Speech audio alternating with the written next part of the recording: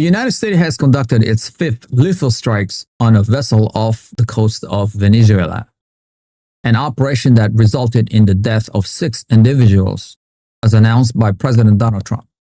President Trump stated that the targeted boat was connected to narcoterrorists and subsequently shared a video depicting its destruction by a missile. While the U.S. government maintains that the vessel was actively involved in smuggling illicit drugs in international waters, it has yet to provide any verifiable evidence to substantiate these claims.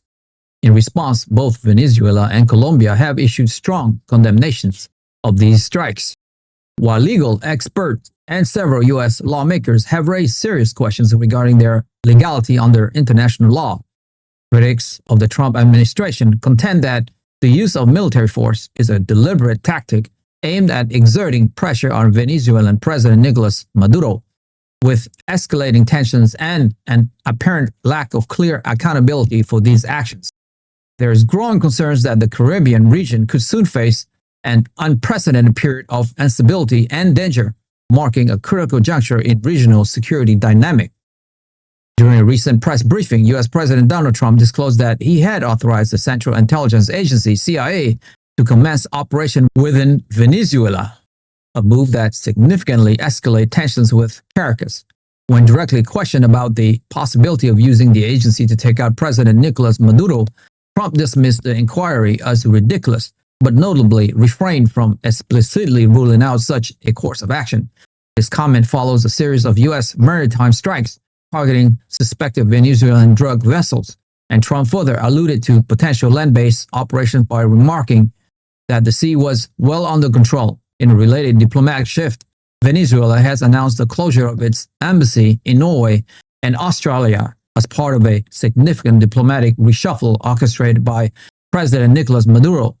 This decision comes just days after opposition leader Maria Corina Machado was awarded the 2025 Nobel Peace Prize for her dedicated work in promoting democracy within Venezuela, while Caracas officially characterized these closures as a strategic reassignment of resources.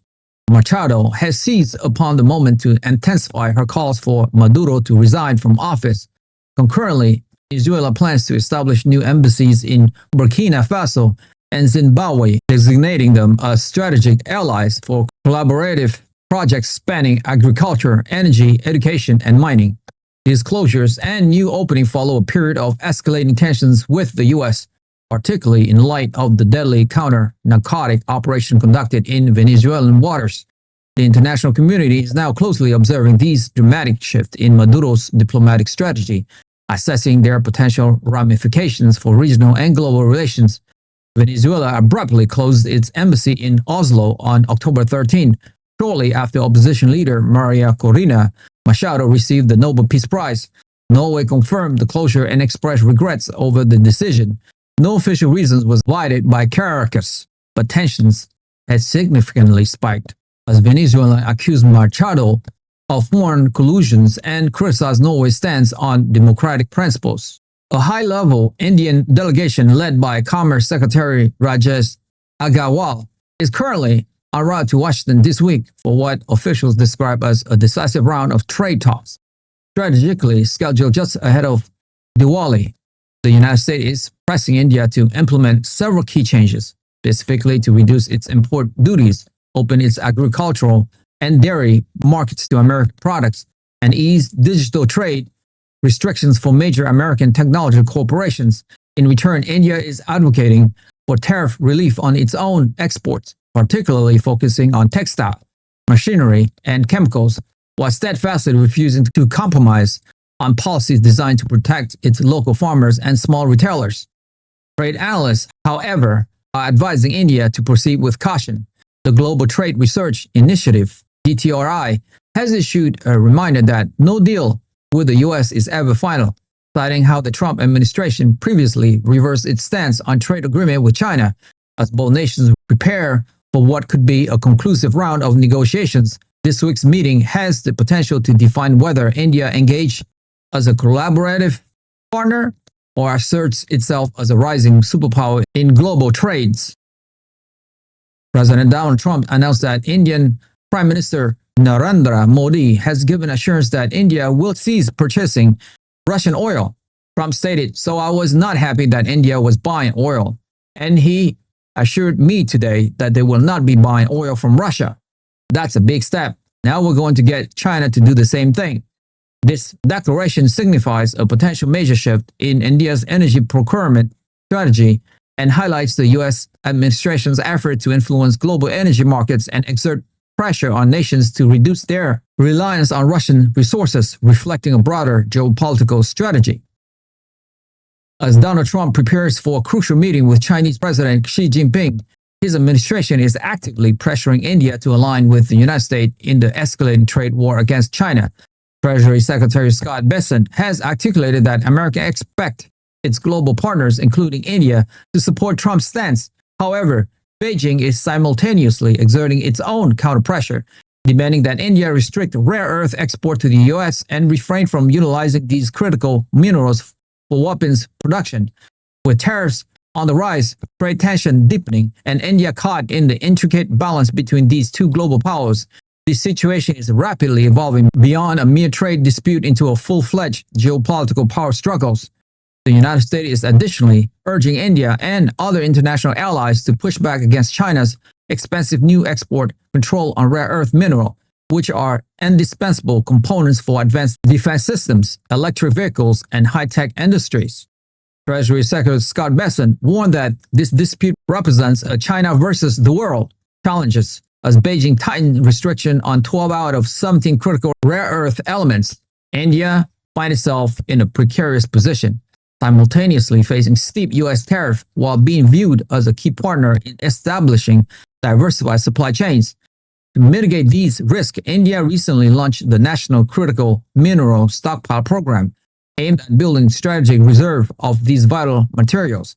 Given that China controls approximately 70% of global rare earth mining and 90% of processing capacity, the global balance of power in technology and defense sectors significantly hinges on how effectively India and its partners respond to these strategic challenges. A new front has emerged in the U.S.-China trade war, now extending to maritime commerce. Washington has imposed substantial docking fees on Chinese-built vessels, a measure that has the potential to significantly disrupt global shipping routes and cause a sharp increase in transportation costs. Analysts caution that the world's busiest maritime lanes could be on the verge of profound transformation, with widespread ripple effects impacting economies across Asia, Europe, and the Americas. As these tensions continue to mount, Beijing is widely expected to retaliate, raising the specter of a full-blown trade conflict that could fundamentally reshape the global economy and the balance of maritime power for years to come. The U.S. government has vehemently condemned China's expanded rare earth export control, characterizing them as a serious threat to the security of global supply chains. Treasury Secretary Scott Bessent warned that China cannot be trusted to manage critical resources equitably, a statement that further heightened tension amidst complex trade negotiations between the two economic giants. Despite this, U.S. officials maintain cautious optimism regarding the potential for easing conflicts ahead of a scheduled summit in South Korea. This situation starkly underscores the ongoing challenges involved in balancing economic interdependence with strategic competition. China, for its part, has implemented rare earth export controls in direct response to escalating trade tensions with the U.S. Beijing has openly criticized President Trump's tariff policies, asserting that they are not the right way to resolve trade dispute. The Chinese Foreign Ministry has urged both countries to pursue peaceful dialogue grounded in mutual respect and fairness. Conversely, Trump has defended U.S. tariff, claiming that China is bearing a heavy financial burden as a result. The ongoing trade conflict highlights persistent economic friction between these two major powers, with significant repercussions for global markets and supply chains. China's most recent trade restriction may indeed have set the world on a perilous trajectory. The Trump administration has labeled President Xi's move as a China versus the world's posturing. Meanwhile, India, awaiting the finalization of a trade deal with the U.S. and simultaneously being approached by China for support, face critical decision. Donald Trump's Make America Manufacture Again initiative, designed to foster booming jobs and stronger domestic industries, promised significant economic benefits. However, This imposition of tariff on imports has not only impacted foreign countries, but it has also profoundly affected American consumers. The trade war has created a boomerang effect, leading to inflated prices on both imported and domestically produced goods, contributing to rising inflation and higher costs at the checkout for American households. Consequently, the U.S. economy is experiencing a slowdown, with growth rates weaker than initially anticipated, and America's soft power abroad appears to be diminishing. If you have made it this far, congratulations. You have unlocked the truth. I want to ask you a quick question though. As the U.S. increased its interventions in Venezuela and engaged in escalating trade wars with both India and China over critical resources like rare earth minerals and maritime shipping, do these aggressive economic and military postures truly strengthen American global influence? Or do they risk alienating allies and accelerating the formation of new geopolitical blocs that could fundamentally reshape the future of global trade and conflicts? Join the debate. We want to hear your insightful opinion on where this is all heading in our community. Share your thoughts in the comments below. Like the video, hit the notification bell, and most importantly, subscribe. I'll see you guys in the next one.